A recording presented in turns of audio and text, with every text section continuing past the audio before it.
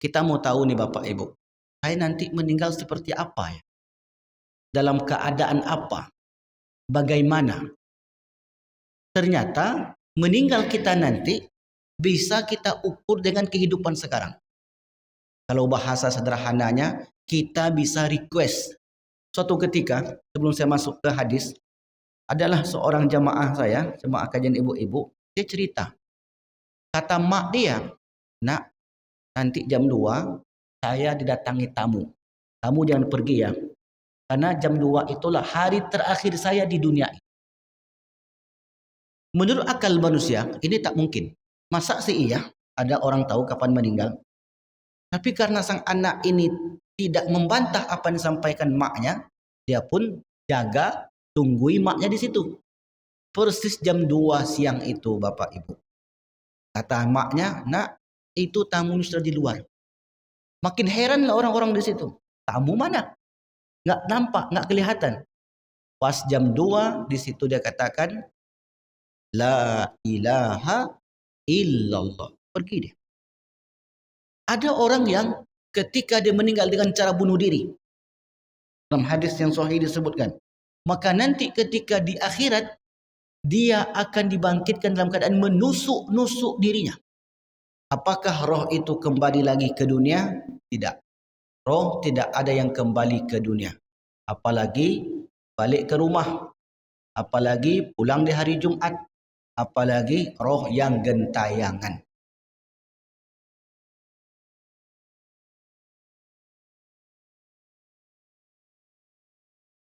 Bismillahirrahmanirrahim. Assalamualaikum warahmatullahi wabarakatuh. Alhamdulillahi rabbil alamin.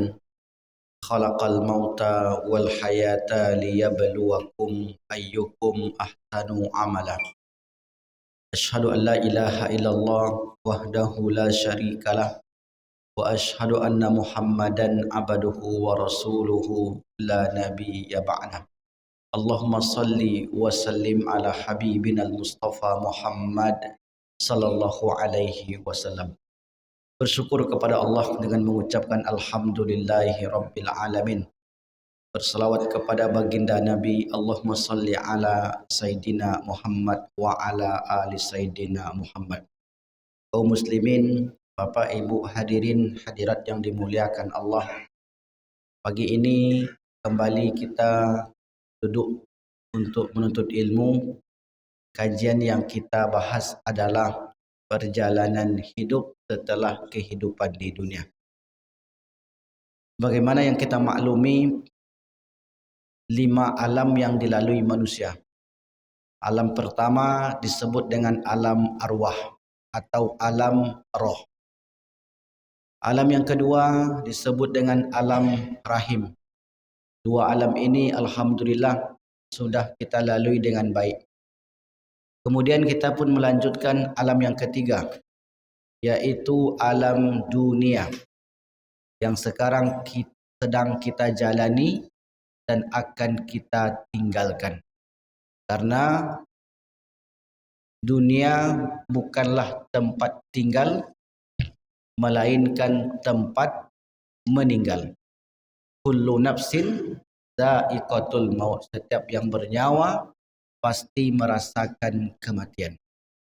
Lalu kemudian setelah kita meninggal, kita pun melanjutkan perjalanan ke alam yang keempat, yaitu alam barzakh atau alam kubur. Maka di alam kubur ini kehidupan yang sangat panjang. Batasnya ialah hari berbangkit. Wa min waraihim barzakhun ila yaumi yub'atsun.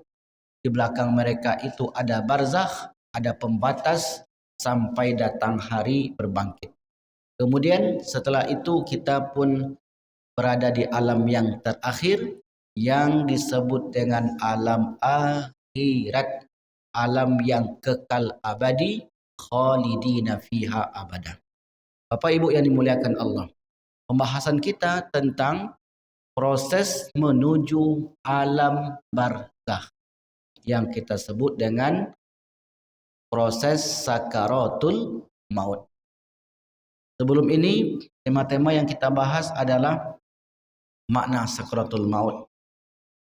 Kemudian proses pengambilan atau pencabutan arwah dari batang tubuh seseorang. Lalu kemudian arwah itu dibawa oleh malaikat setelah dicabut oleh malaikat maut. Yang membawa arwah kita bukan malaikat maut. Malaikat maut itu hanya bertugas mencabut saja. Sebelum malaikat maut ini datang, maka datanglah para malaikat terlebih dahulu. Para malaikat ini ada dua.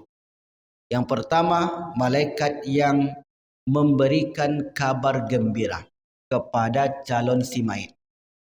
Yang kedua, malaikat yang memberikan kabar buruk kepada calon si mayit.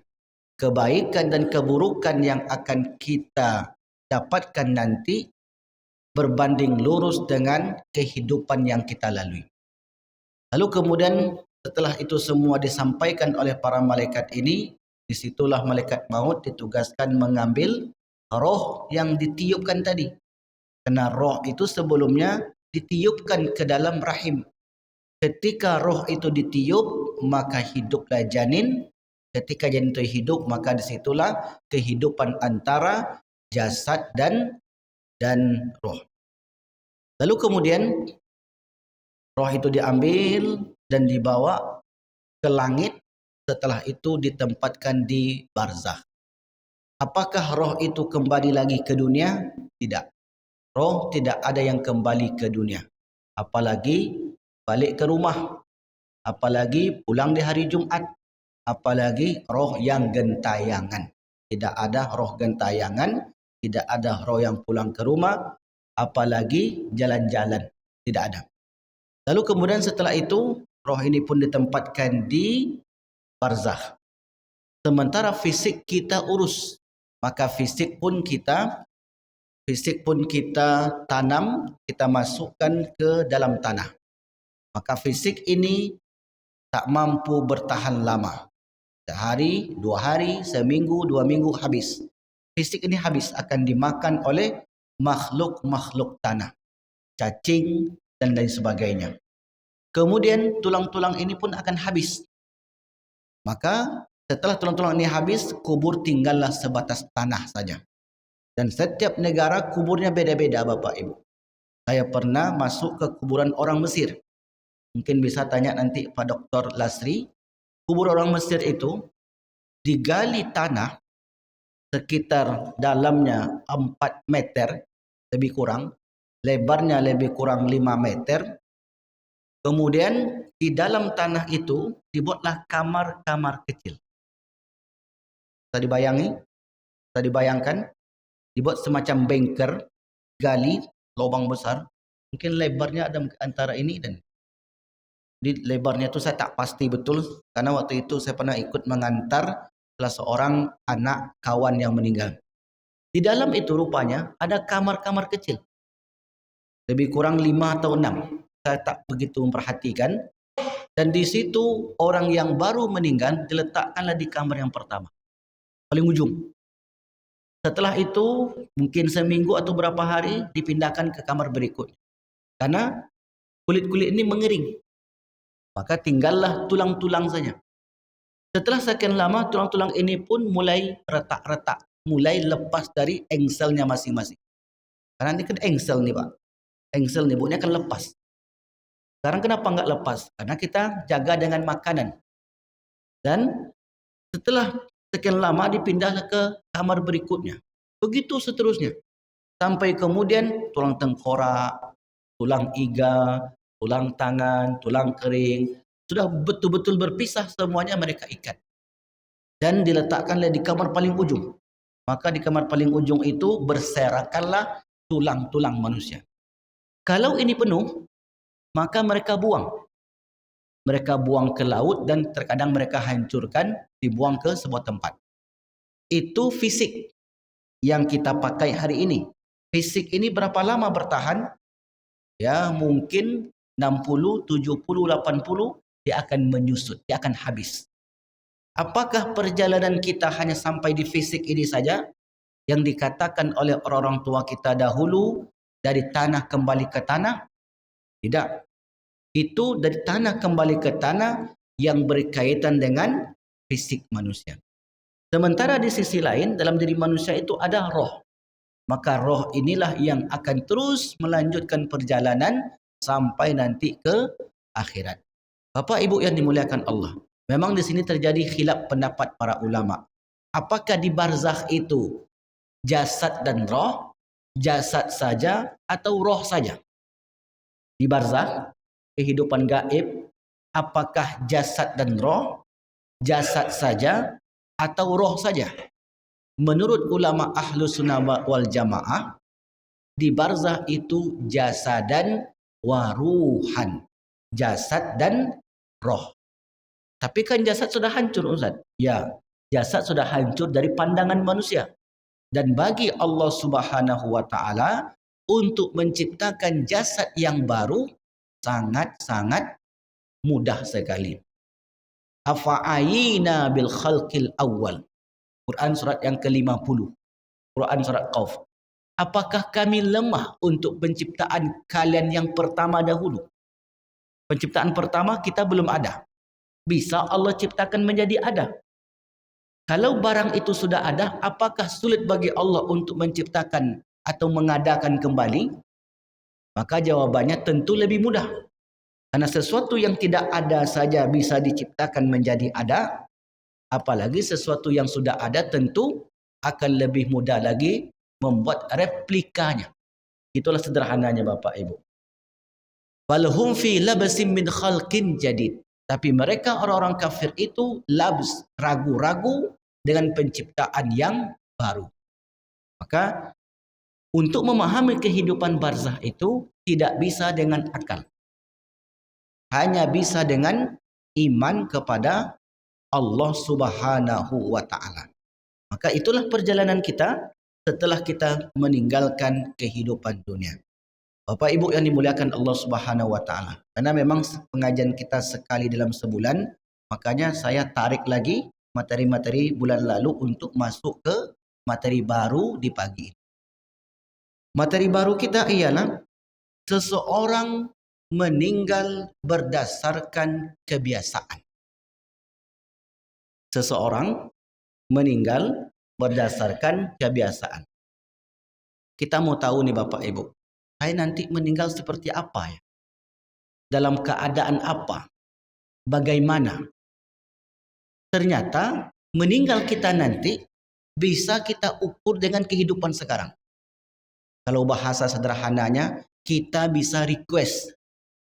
Request dengan cara berdoa dan membiasakan. Karena apa-apa dalam kehidupan kita ini adalah kebiasaan. Contohnya apa? Orang yang terbiasa mengucapkan astaghfirullah, Allahu Akbar, subhanallah ketika terpeleset, ketika terpegang telinga kuali yang panas, ketika itu dia akan ucapkan astaghfirullah. Ibu-ibu sedang masak. Tak sengaja, rupanya kuali itu panas. Terpeganglah telinga kuali itu. Astaghfirullah. Itu kebiasaan tuh Bapak Ibu. Tapi kalau tak terbiasa, terpegang telinga kuali itu. Hantu kata dia. Itu kebiasaan Pak. Tak percaya cobalah. Berjalanlah kita di kamar mandi atau ada airnya. Kemudian terpeleset. Allahu Akbar. Itu kebiasaan tidak? Kebiasaan. Tapi sering tak kata-kata lain yang kita ucapkan? Berjalanlah orang ini. Terpeleset. Jangkrik kata dia. Karena itu yang biasa dia ucapkan. Apa salahnya dia ucapkan subhanallah? Apa salah alhamdulillah? Kenapa jangkrik pula yang disebut? Ada lagi yang lebih parah daripada itu.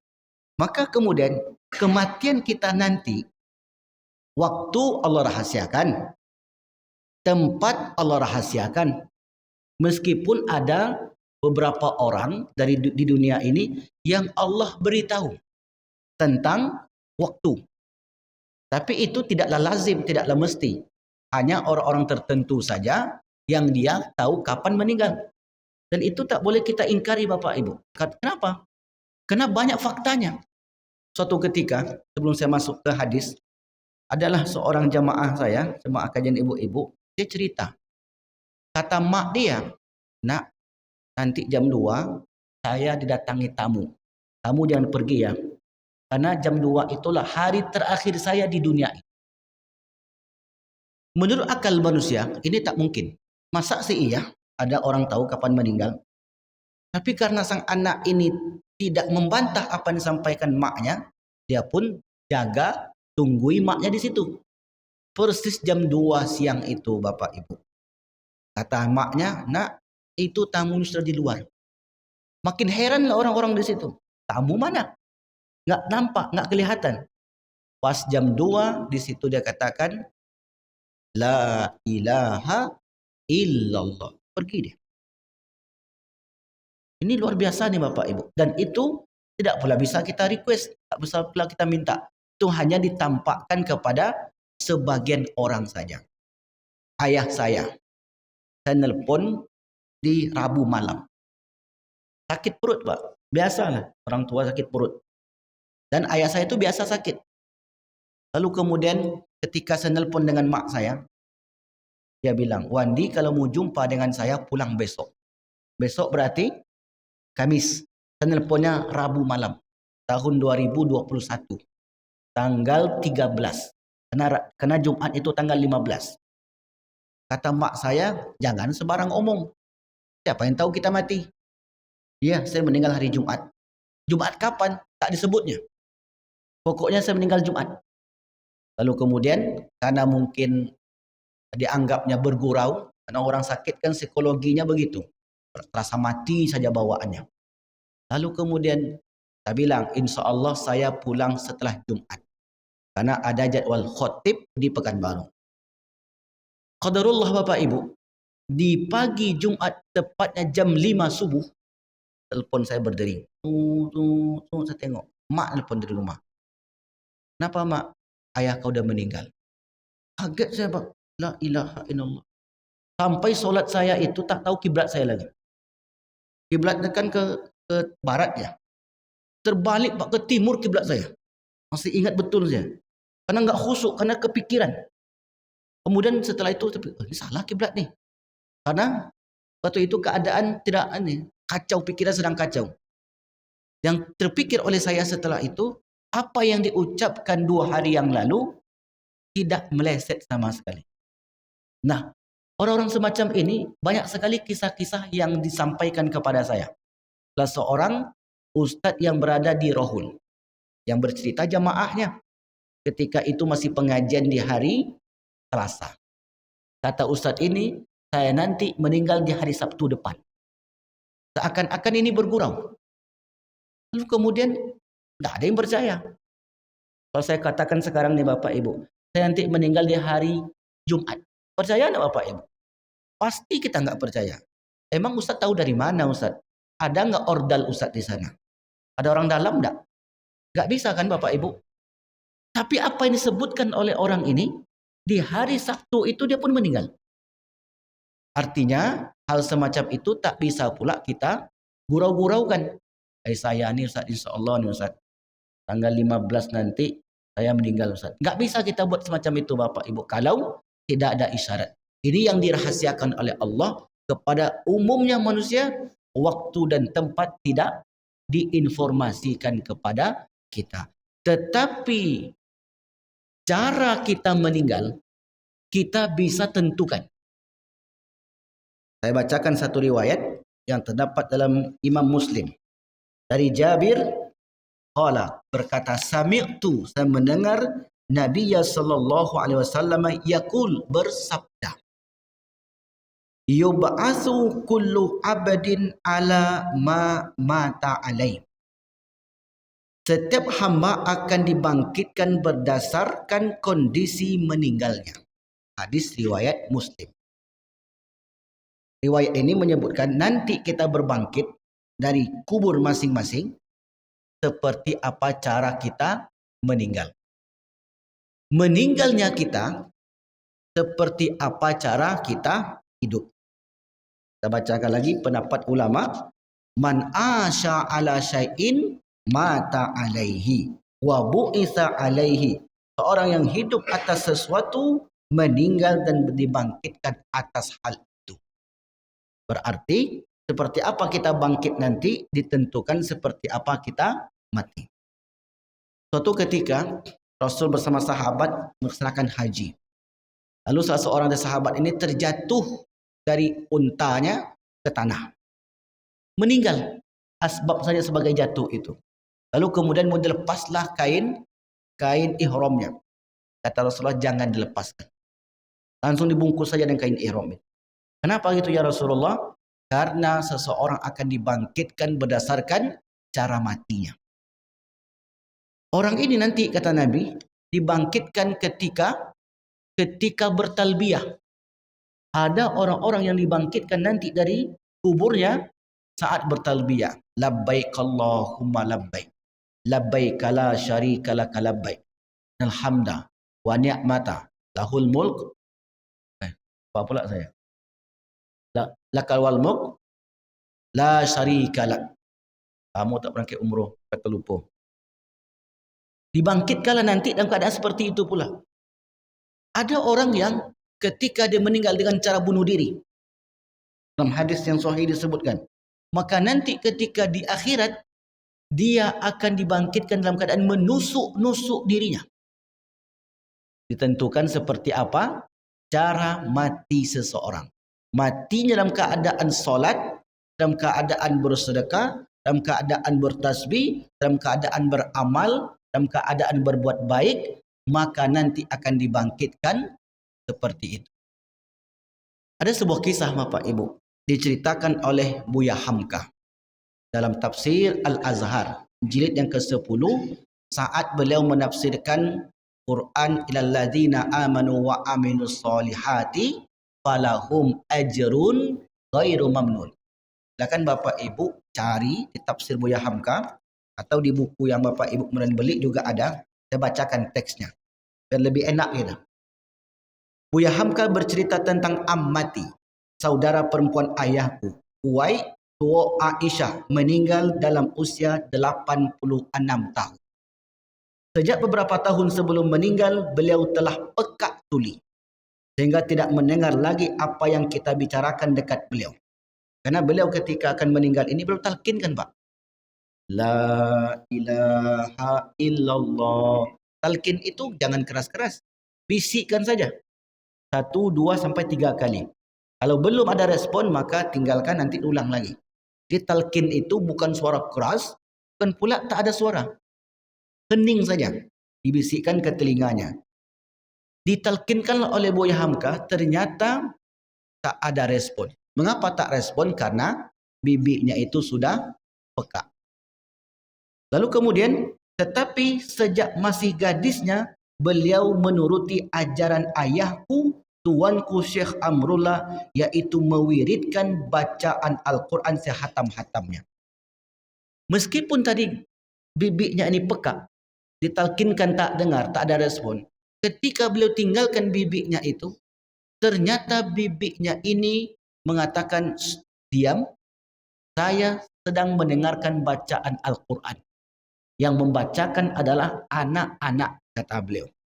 Dan dibacalah Bu, surat-surat yang biasa dia baca sejak gadis, pesan dari ayahnya.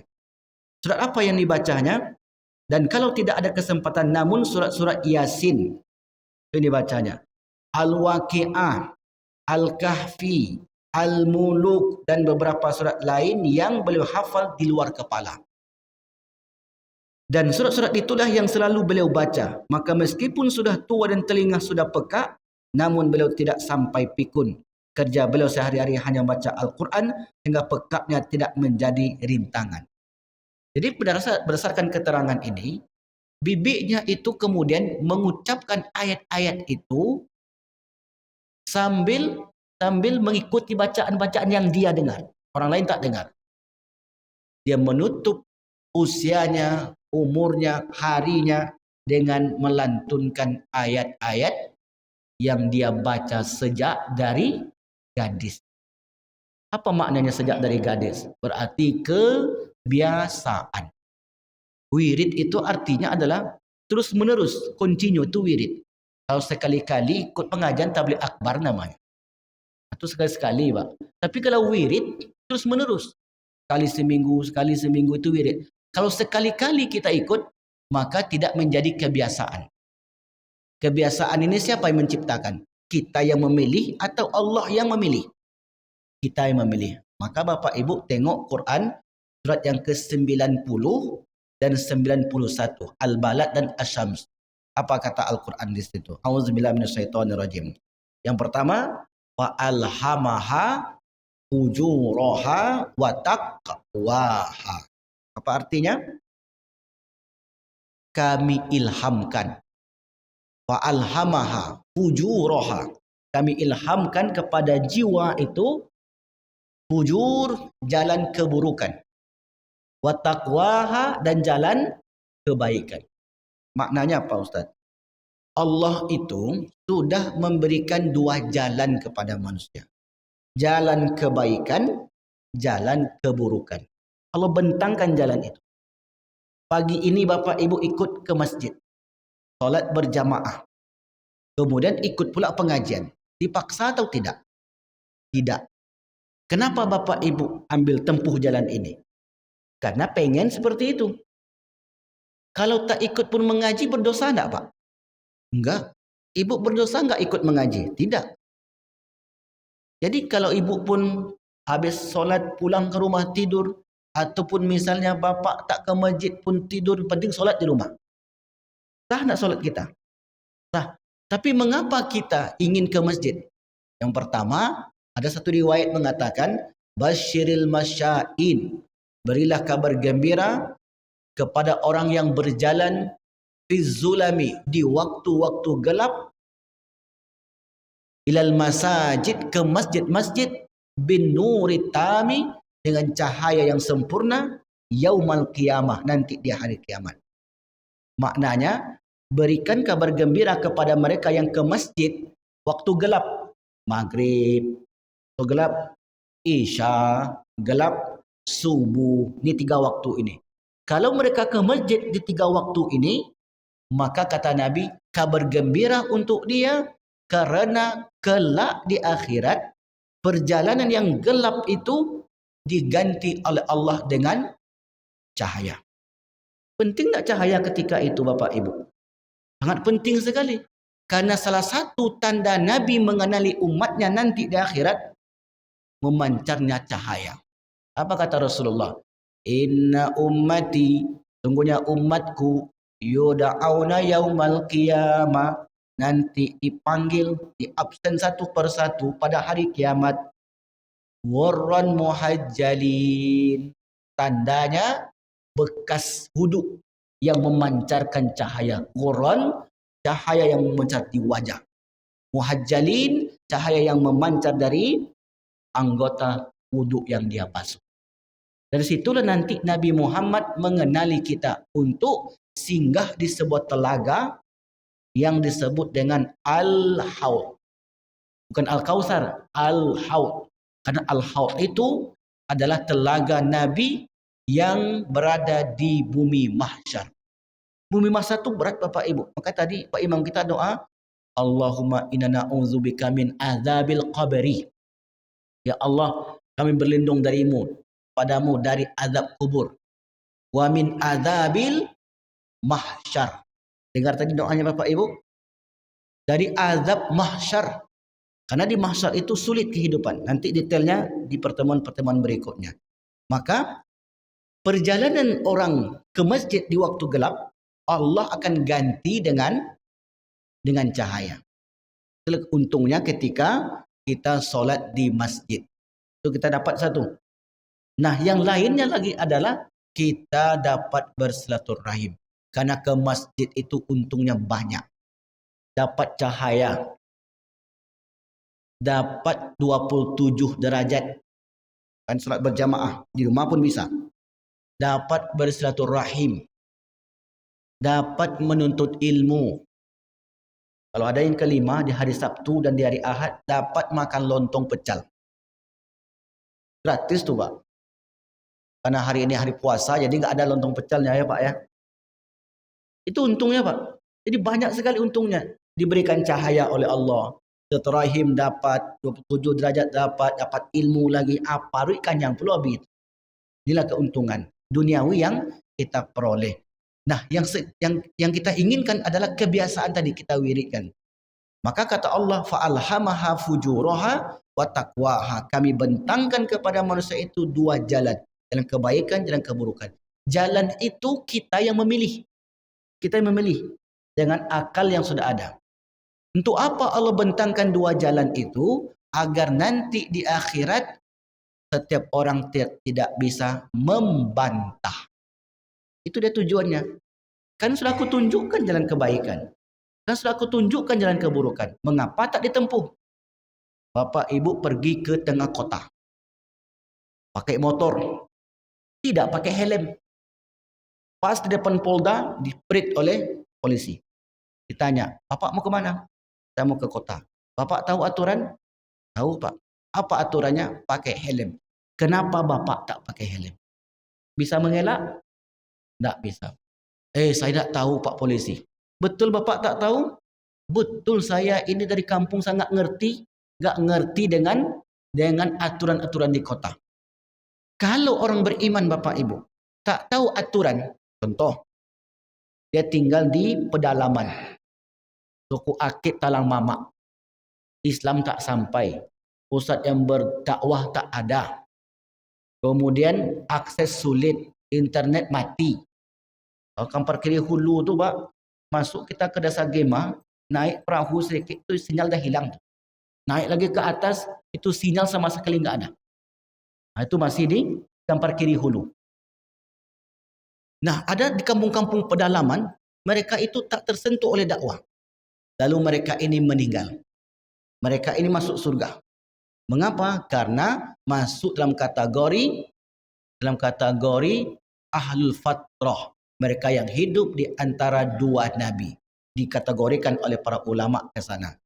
Nah, sementara orang yang berada di kota, jalan itu sudah jelas.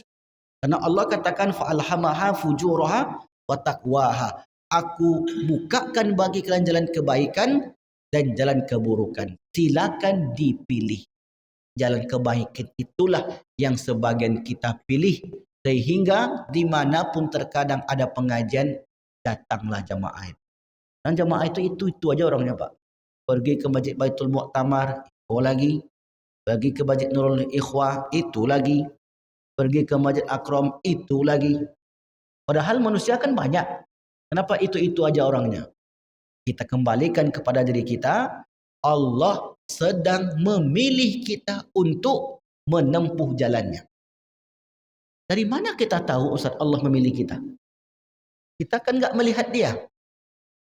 Dalam hadis yang diriwayatkan oleh Imam Ahmad, Rasul bersabda, "Idza aradallahu bi'abdin khairan." Apabila Allah menghendaki kebaikan kepada seorang hamba. Allah ingin kita ini baik. Ista'malahu. Allah pakai hamba itu. Kata yang dipakai oleh Nabi, ista'mala yasta'milu, memakai. Ya Rasulullah, sahabat bertanya, kaifa yasta'milu? Apa tandanya dan bagaimana caranya? Dan kami tak melihat apa tandanya kami ini dipakai oleh Allah. Kalau memang Allah menginginkan kebaikan kepada kami dan dia memakai saya, kami, apa tandanya ya Rasulullah? Apa jawaban Rasul? Orang itu yaftahullahu lahu amalan salihan qabla mautihi tsumma yaqbidu alaih. Orang itu dibukakan pintu beramal yang selama ini tertutup bagi dia, saat ini dibukakanlah pintu beramal. Itu maknanya itu Bapak Ibu. Jadi kalau Bapak Ibu mudah untuk beramal hari ini, berarti Allah sedang bukakan pintu itu untuk kita. Senang Bapak ke masjid, senang Ibu baca Quran, senang berbuat baik. Bermakna saat itu Allah sedang bukakan pintu. Apakah semua orang dibukakan pintu itu oleh Allah? Tidak. Tidak Pak. Tidak dibukakan kepada semua orang. banyak juga orang-orang yang seusia bapak ibu, tetapi mereka tetap sama seperti kebiasaan muda dahulu. Bagaimana mungkin dia menutup usianya penutupan yang baik, penutupan yang indah, yang kita minta husnul khotimah, kalau kebiasaan-kebiasaan lamanya itu tidak diubah. Seseorang meninggalkan berdasarkan kebiasaan. Jadi sesungguhnya Bapak Ibu kuncinya ada pada kita. Ada pada diri kita. Di samping itu kita berdoa kepada Allah. Makanya ada sebuah doa yang diajarkan oleh Nabi. Silakan Bapak Ibu ingat dan hafal. Allahumma a'inni ala zikrika wa syukrika wa husni ibadatika. Hafal doa ini Bapak Ibu? InsyaAllah ya. Dan sering kita dengar doa ini. Ya, sama-sama kita Allahumma a'inni ala zikrika wa syukrika wa husni ibadatika. Alhamdulillah, berarti hafal doa ini. Apa maknanya? Itulah yang kita dapat kami Ustaz. Belum belajar bahasa Arab kami lagi Ustaz. Artinya ya Allah, bantulah saya. Kalau sendiri itu Pak, ini ya Allah, bantulah hamba. Kalau ramai-ramai, kalau imam berjamaah doa dia, nah. Itu aja bedanya Pak. Allahumma a'inni. Kita buat sendiri saja. Allahumma a'inni ya Allah, bantulah hamba. Bantulah saya. Bantu untuk apa? Ala zikrika, untuk senantiasa mengingatmu. Wa syukurika, agar aku terus bersyukur kepadamu. Wa husni ibadatika, dan agar ibadahku semakin baik. Tak lepas daripada minta bantu, minta tolong kepada Allah Subhanahu wa taala. Dan setelah itu Allah nanti akan mudahkan jalan-jalan kita untuk menempuh jalan yang diridhoinya. Amin ya rabbal alamin. Ayat yang kedua. Ayat yang kedua tentang surat yang ke-91. Wa hadainahun najdain. Ada punya ayatnya? Wa hadainahun najdain. Kami tunjuki manusia itu dua jalan. Sama Pak makna tadi dua jalan. Tapi yang tadi diilhamkan. Sekarang ini ditunjukkan. Maka nanti ketika Allah sudah tunjukkan, manusia memang tak bisa sama sekali mengelak. Ikut kan sudah dulu. Telinga kan ada. Yo ada. Dengar azan, dengar. Mengapa tak ikut? Bisa mengelak. Mata ada. Tapi mata semulai melemah. Mata apa? Mata pencarian. Itu alasan aja. Kaki kuat.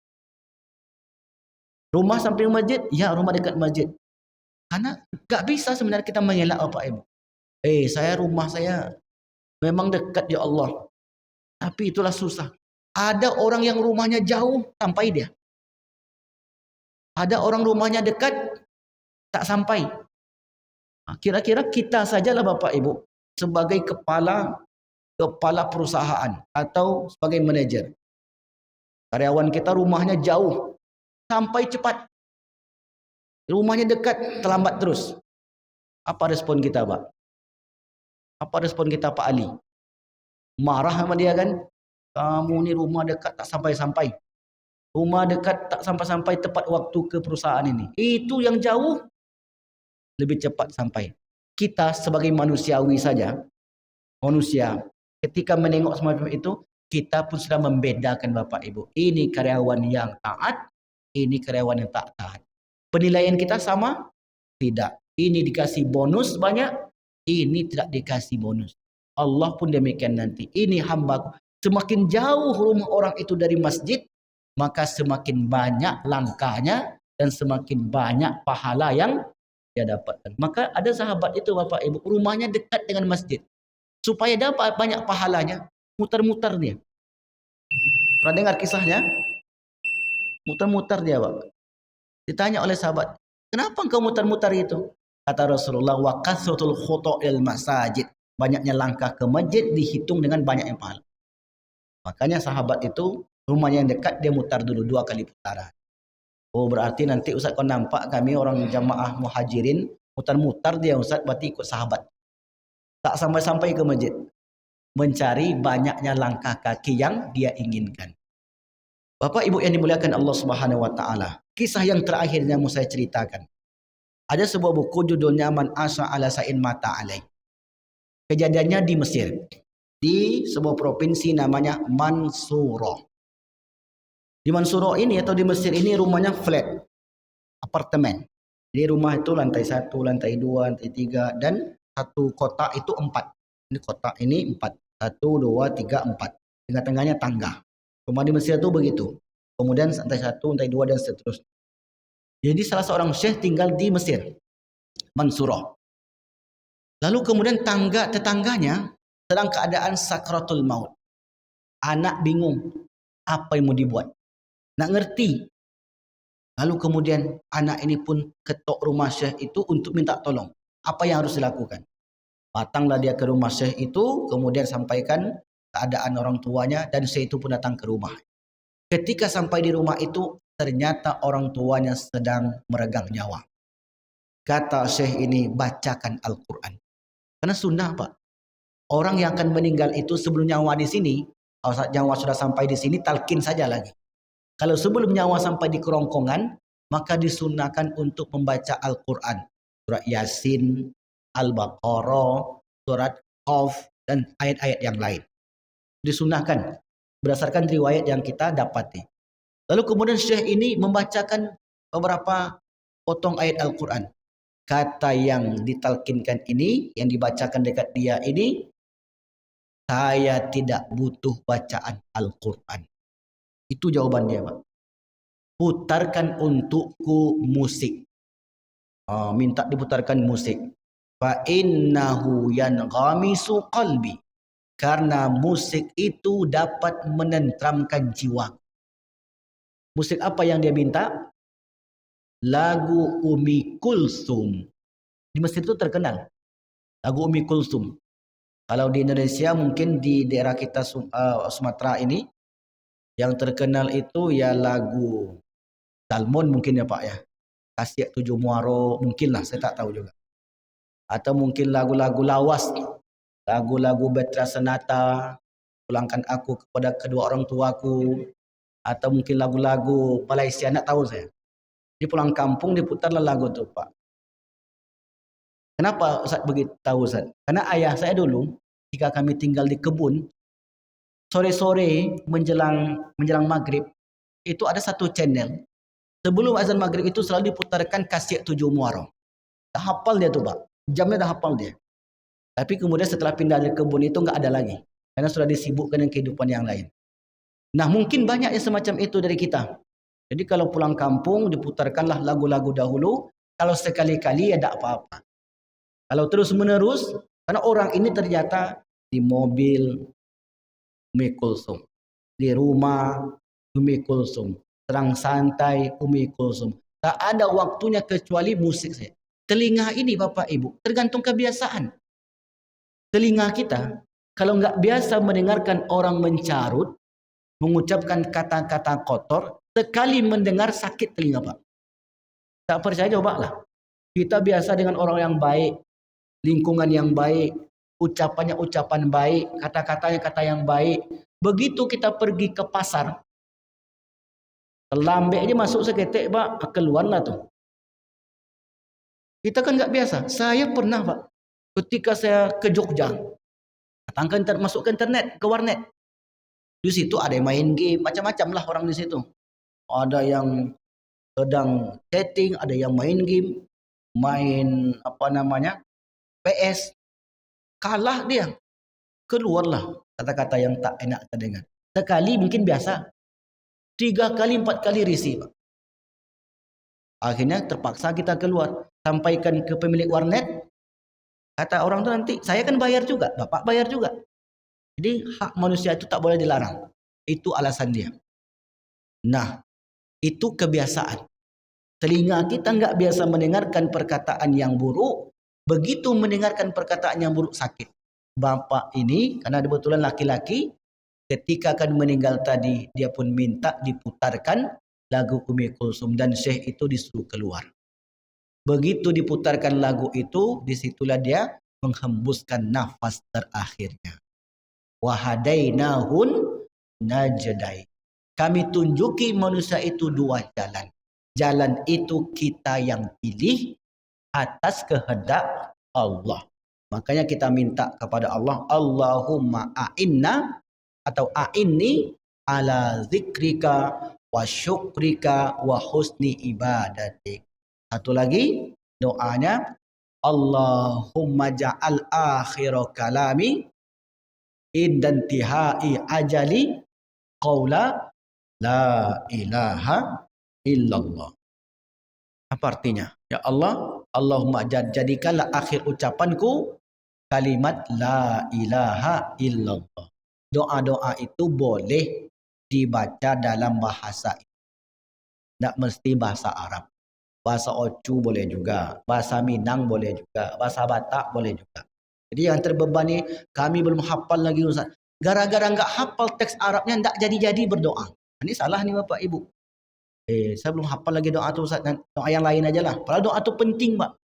Kita minta di akhir hayat kita mengucapkan kalimat la ilaha illallah. Wallahu a'lam bishawab. Jadi kesimpulannya, seseorang meninggalkan berdasarkan kebiasaan. Apa kebiasaan yang mau kita buat? Itulah nanti akhir hayat. Maka oleh karenanya kita berusaha semampu kita. Ketika solat 5 waktu ke masjid, kita usahakan ke masjid. Ketika ada waktu baca Quran, kita baca sedikit. Ketika ada waktu silaturahim, kita datang silaturahim. Ketika ada pengajian, kita usahakan datang pengajian semampu kita. Mudah-mudahan dengan cara seperti itulah Allah akan tutup usia kita. Amin. Ya Rabbal Alamin. Dan jangan berharap kalau kebiasaan buruknya tak diubah, dia akan mati dalam keadaan baik. Takkan mungkin Bapak Ibu.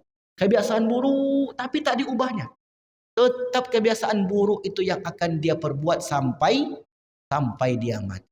Tapi kalau dulu perbuatan buruknya Ustaz, sampai umur 40 dia taubat, bisa enggak hilang Ustaz?